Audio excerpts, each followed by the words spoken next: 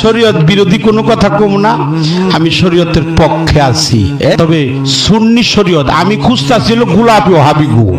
গোলাপি ওহাবি ছিলেন যারা কইতেছে দরুদ নাই, কিয়াম নাই, দরুদ মিলাদ নাই, তারপরে হলো লাইলাতুল কদর নাই, ঈদে মিলাদুন নবী 12ই রবিউল আউয়াল নাই, 10ই মুহররম পবিত্র আশুরা নাই, মুনাজাত নাই, শবে বরাত নাই, তারপরে দাঁড়িয়ে কিয়াম নাই, সম্মান নাই, মাজার পূজা নাই, মাজারে লাল গোলাপ দেওয়ার পক্ষে দলিল আছে, মাজারে চুম্বন করা 386টা দলিল আছে, কিয়ামের পক্ষে 197টা দলিল।